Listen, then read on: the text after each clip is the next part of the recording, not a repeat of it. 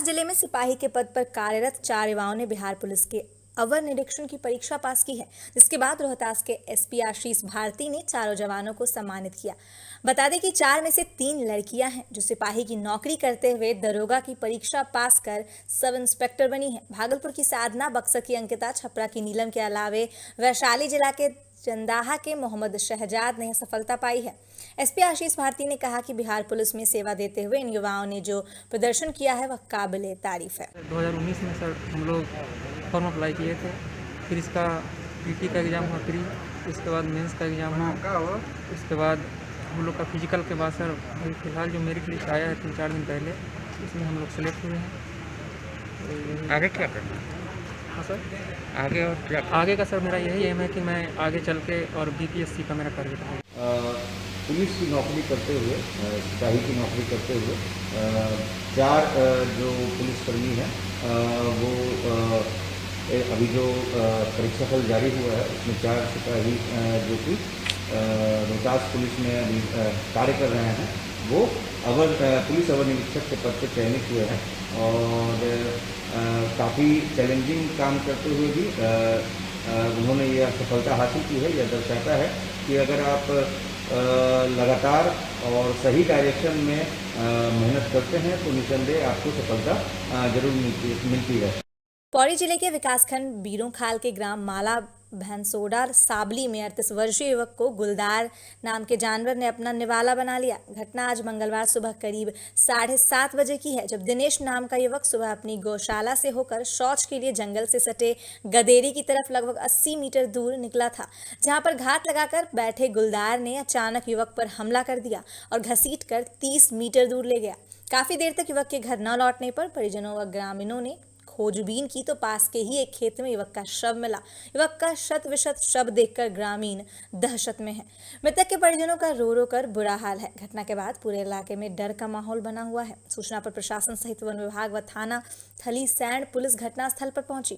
One range Bironkhal range अधिकारी अनिल रावत ने बताया कि घटना के उपरांत ग्रामीणों के रोष पर पिंजरे के लिए उच्च अधिकारियों को पत्र भेज दिया है। पिंजरे की अनुमति मिलते ही पिंजरा लगा दिया जाएगा। वहीं मृतक के परिजनों को 50,000 रुपए की अग्रिम अनुग्रह राशि दे दी गई है। शेष राशि पोस्टमार्टम व अग्रिम कार्यवाही के बाद दे दी जाएगी। वहीं ब्लॉक प्रमुख राजेश कंडारी ने कहा कि जब तक प्रशासन द्वारा पिंजरा लगाने के आदेश तक नहीं मिलेंगे तब तक वहां पर वो क्षेत्रीय जनता के साथ खड़े रहेंगे और वन मंत्री हरक सिंह रावत से अनुरोध करेंगे कि क्षेत्र में इस तरह की घटनाओं से ग्रामीणों में डर का माहौल बना है, जिसके लिए उनके द्वारा ठोस कदम उठाएं। ये हमारी बमराड़ी ग्राम सभा में जो बाघ का निवाला बना दिनेश चंद ढोंडियाल, बहुत दुखद घटना है। इसके बारे में आज सुबह मैंने यहाँ पे जो हमारे एसडीएम महोदय हैं डिस्ट्रिक्ट से वार्ता हुई और उनके अनुसार फिर यहाँ पे मौके पे तहसीलदार, वन विभाग की टीम और थाना थलीसैंण से लोग पहुँच चुके हैं।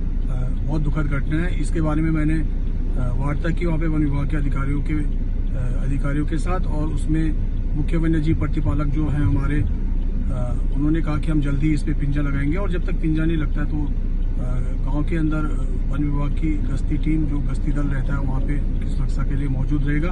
आज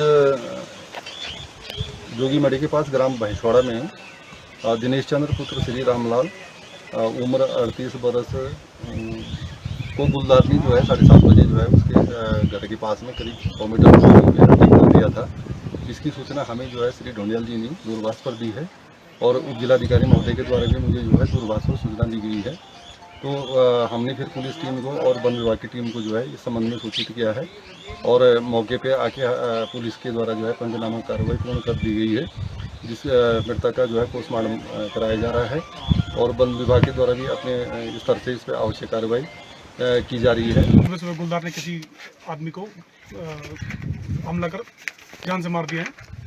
उसके तुरंत बाद मौके पर टीम पहुंच गई थी और जांच पड़ताल से ये पता लगा कि वाकई बाघ ने हमला करके उसको घसीटकर 20-25 मीटर दूर तिमोली गदर तोक में उसको घसीटकर ले गया और वहाँ पर लाश भी पड़ी हुई थी, जिसकी शिनाख्त करने के बाद पीएम के लिए जो थाना थलीसैंण से पुलिस बल भी आया था और पीएम के लिए उनको भेज रहे हैं। आज दिल्ली में एनसीपी प्रमुख शरद पवार के घर पर केंद्रीय सरकार के खिलाफ विपक्षी दलों के नेताओं की एक बैठक हुई।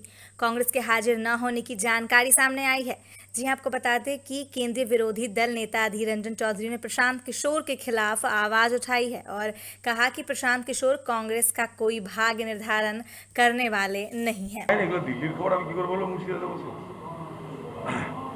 দিল্লিতে প্রশান্ত কিশোরের মিটিং, সেটা তো আমাদের পার্টির মিটিং না। সে কাকে ডাকছে না যে তার ব্যাপার, এখানে আমাদের কিছু বলারই নাই।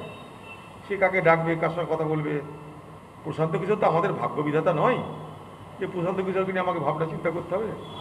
প্রশান্ত কিশোর যাদের ভাগ্য বিধাতা তারা আলোচনা করবে, প্রশান্ত কিশোর আমার ভাগ্য বিধাতা নয়। শরদ পাওয়ার যে জোটটা তৈরির কথা বলছে, এটা কি মানে তৃতীয় ফ্রন্টের জোট? বলতে পারবো না, আমি কিছুই জানি না। আমি এই নিয়ে কেন কী করছে, কোথায় কী করছে, কী বলছে আমি কিছু জানি না। আমাদের পার্টি জাতীয় পার্টি, আমাদের পার্টির সিদ্ধান্ত জাতীয় রাজনীতির প্রেক্ষাপটে হয়। জাতীয় পার্টির জাতীয় নেতৃত্ব আমাকে কোনো ব্যাপারে কিছু বলেনি, তাই স্বাভাবিকভাবেই এই নিয়ে আমার কোনো মন্তব্য নিষ্প্রয়োজন। जनपद पंचायत पामगढ़ के बहोरिक लाल चौक के पास कन्या छात्रावास के सामने अवैध निर्माण पर संचालित की जा रही एक दुकान को प्रशासन की टीम द्वारा तोड़ा गया। जिस दुकान को तोड़ा गया उसके बगल में भी कई दुकानें संचालित हैं, किंतु उनके ऊपर कोई कार्यवाही नहीं की गई, जिसके चलते दुकान संचालक ने प्रशासन पर पक्षपातपूर्ण कार्यवाही करने का आरोप लगाते हुए प्रशासन से सभी अवैध अतिक्रमण कर बनाए गए दुकानों एवं कॉम्प्लेक्सों आदि पर भी इसी तरह की त्वरित कार्यवाही करने की मांग की है। विशेष रूप से बीईओ कार्यालय के सामने शासकीय भूमि पर बने अवैध कॉम्प्लेक्स के विरोध प्रशासन द्वारा सख्त कार्यवाही नहीं किए जाने का भी आरोप लगाया गया है। आपको बता दें कि पामगढ़ में विगत कुछ वर्षों से लगातार अवैध निर्माण किया जा रहा है, जिसकी जानकारी होने पर भी प्रशासन मूक दर्शक बनी हुई है, जिससे इन अतिक्रमणकारियों का हौसला दिन प्रतिदिन बढ़ता ही जा रहा है। इसके साथ ही अभी स्पष्ट है कि भ्रष्टाचार के द्वारा ही अवैध निर्माण का व्यापार पामगढ़ में फल फूल रहा है। इस मामले में पामगढ़ तहसीलदार द्वारा सभी अवैध निर्माण के विरुद्ध शासन के नियमानुसार कार्यवाही करने का आश्वासन दिया गया है। जो दुकान था सब्जी भाजी का, उसको तोड़ दिया शासन, एसडीएम साहब और तहसीलदार मैडम जो भी, और सबको। मेरा जो दुकान थी उसी में मेरा घर चलता था, गरीब आदमी हूँ, कुछ नहीं है मेरे पास, तो मेरा दुकान तोड़ दिया गया है। यहाँ बड़ा बड़ा बिल्डिंग बना है बेजा कब्जा में, उन लोग को कुछ नोटिस वोटिस कुछ क्या है उन लोग का कुछ पता होता नहीं है, न उन लोग को कुछ बोल रहे हैं। लोग गरीब आदमी हैं तो हम लोग के ऊपर दबाव डाल के मेरे दुकान को तोड़ दिया गया है। और तहसीलदार मैडम से, शासन से मेरा यही मांग है, जितना बेजा कब्जा दुकान है पामगढ़ में वो सबको तोड़ो। मेरा जब टूटा हुआ है तो मैं भी दुकान वाला हूँ, गरीब आदमी हूँ, तो मेरा तोड़ दिया गया। और बड़े बड़े जो दुकान में बड़े बड़े बिजनेस कर रहे हैं उन लोग का कुछ कार्रवाई नहीं हो रहा है। तो मेरा यही मांग है कि मेरा दुकान टूटा है, जैसे मेरे साथ किए हो वैसे सबके साथ करो। के साथ भी की जाएगी, लगातार ये काम चलता रहेगा। हमारे नए एसडीएम साहब के निर्देश हैं, तो धीरे धीरे करेंगे, है ना। क्योंकि इन लोगों ने अभी बनाया था और इसको तुरंत रोका जाना जरूरी था, हॉस्टल का सवाल था, इसलिए हम लोगों ने उसमें आज करा। कोरोना की दूसरी लहर के समय छत्तीसगढ़ में भी बड़ी संख्या में बच्चों ने अपने परिजनों को खो दिया है। कोरोना संक्रमण से जिन बच्चों के अभिभावकों की मृत्यु हो गई है, उनके भविष्य के निर्माण की जिम्मेदारी स्वयं पर लेते हुए छत्तीसगढ़ शासन ने महतारी दुलार योजना शुरू की है। इसके तहत ऐसे बच्चों की पढ़ाई का पूरा खर्च शासन द्वारा वहन किया जा रहा है। साथ ही उन्हें छात्रवृत्ति भी दी जा रही है। जो बच्चे शासन द्वारा शुरू किए गए स्वामी आत्मानंद अंग्रेजी माध्यम उत्कृष्ट विद्यालय में प्रवेश लेना चाहते हैं, उन्हें प्राथमिकता देने की घोषणा भी मुख्यमंत्री श्री भूपेश बघेल ने की है। उसे भी कराया जा सकता है, तो लेमन ग्रास के साथ साथ मतलब पिपरमेंट की भी हो जाए, तो वो चाहे वो बस्तर हो जाए सरगुजा, वो फायदेमंद रहेगा। केवल पानी की व्यवस्था की जरूरत पड़ेगी। जी सर, थैंक यू सर। हमने इनसे चर्चा की है सर, वो सहमत भी हैं। और ये कार्यक्रम का पेपरमेंट का भी हम लोग शुरू करने के प्रोजेक्ट सर, और अभी लेमन ग्रास का भी लोग प्लान स्थापित कर रहे हैं सर। सन एग्रो के साथ जिनके साथ एमओयू हुआ है सर, वो प्लांट भी स्थापित कर रहे हैं। मैं समझता हूँ दोनों प्लांट एक ही होगा, पिपरमेंट के लिए भी लेमन ग्रास के लिए प्लांट एक ही होना चाहिए प्रोसेस का। कहते हैं कि अगर इरादे मजबूत हो तो दुनिया की कोई भी ऐसी ताकत नहीं है जो आपको अपने मुकाम तक पहुंचाने से रोक सके। ऐसा ही कर दिखाया है मोंगा के गांव खोसा पांडो के रहने वाले तजिंदर पाल तूर ने। तजिंदर पाल की तरफ से शॉट पुट में टोक्यो ओलंपिक्स के लिए अपना ही नेशनल रिकॉर्ड तोड़कर क्वालिफाई किया। इसके बाद खेल मंत्री राणा गुरमीत सिंह सोढ़ी ने तजिंदर पाल को बधाई दी, तो वहीं दूसरी तरफ मोंगा में तजिंदर पाल के घर खुशी का माहौल है।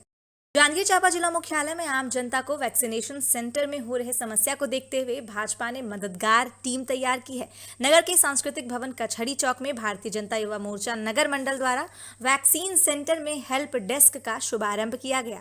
हेल्प डेस्क का उद्घाटन भाजपा प्रदेश महामंत्री एवं जांजगीर चांपा विधानसभा के विधायक नारायण प्रसाद चंदेल ने की और हेल्प डेस्क की जिम्मेदारी संभाल रहे भाजयुमो कार्यकर्ताओं को जनता को वैक्सीनेशन के दौरान किसी तरह की कोई समस्या न हो, इसके लिए सतर्क और सजग रहने का आह्वान करते हुए कोरोना से देश को मुक्त कराने के लिए अपनी भागीदारी सुनिश्चित करने की मांग की। हम जनता को जितना हेल्प हो सकता है, जितनी हम मदद दे सकते हैं, उनका सहयोग कर सकते हैं, उसके लिए उन्होंने वैक्सीन सेंटर के सामने भारतीय जनता युवा मोर्चा द्वारा हेल्प डेस्क लगाया गया है।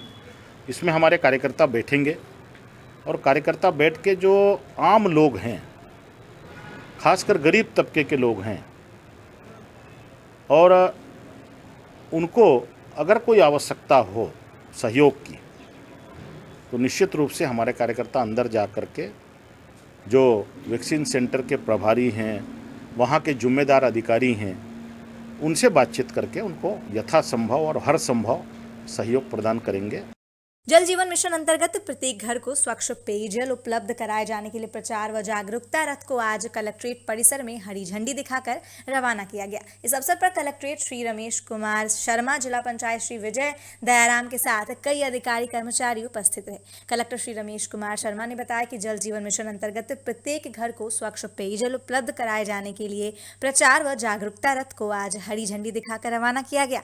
जल जीवन मिशन अंतर्गत प्रत्येक परिवार को स्वच्छ पेयजल उपलब्ध कराए जाने के लिए नागरिकों को प्रशिक्षण कार्यक्रम का भी आयोजन विभाग द्वारा किया जा रहा है। गृह और लोक निर्माण मंत्री श्री ताम्रध्वज साहू ने आज नई दिल्ली प्रवास के दौरान द्वारका में बन रहे नवा छत्तीसगढ़ सदन के निर्माण कार्यों का निरीक्षण किया और विभागीय अधिकारियों को आवश्यक निर्देश दिए। गृह मंत्री श्री साहू ने निर्माण कार्यों का जायजा लेते हुए तय समय सीमा के अंदर कार्य निष्पादन के निर्देश विभागीय अधिकारियों को दिए। उन्होंने लॉकडाउन की वजह से रुके कार्यों को तीव्र गति से पूर्ण करने के भी निर्देश दिए हैं। उल्लेखनीय है कि देश की राजधानी नई दिल्ली के द्वारका में 60 करोड़ 42 लाख रुपए की लागत से नवा छत्तीसगढ़ सदन का निर्माण किया जा रहा है। द्वारका के सेक्टर 13 में नवा छत्तीसगढ़ सदन के निर्माण के लिए 43,803 वर्ग फीट भूमि 22.50 करोड़ रुपए में क्रय की गई है। नवा छत्तीसगढ़ सदन में 10 स्यूट रूम, 67 कमरे, डाइनिंग हॉल एंड वेंटिंग सहित मीटिंग हॉल और कर्मचारियों के लिए टावर का निर्माण किया जा रहा है। निरीक्षण के दौरान गृह मंत्री श्री ताम्रध्वज साहू के साथ नई दिल्ली के लोक निर्माण विभाग के अधिकारी श्री आर.पी. यादव भी उपस्थित थे। खबर जांजगीर चांपा से है, जहां एक किशोरी को एक युवक द्वारा शादी का झांसा देकर अपहरण करने का मामला सामने आया है। बता दें कि आरोपी को पुलिस ने गिरफ्तार कर लिया है। जानकारी के मुताबिक किशोरी को आरोपी ने शादी का झांसा देकर पिछले वर्ष अगस्त में अपहरण कर लिया था। किशोरी ने युवक पर दुष्कर्म के भी आरोप लगाए हैं। आपसी विवाद में युवक की मौत हो गई। पुलिस ने 3 आरोपियों को हिरासत में ले लिया है और शव को पोस्टमार्टम के लिए भेज दिया गया है। बता दें कि पुलिस पर मामले को दबाने के आरोप लगाए गए हैं।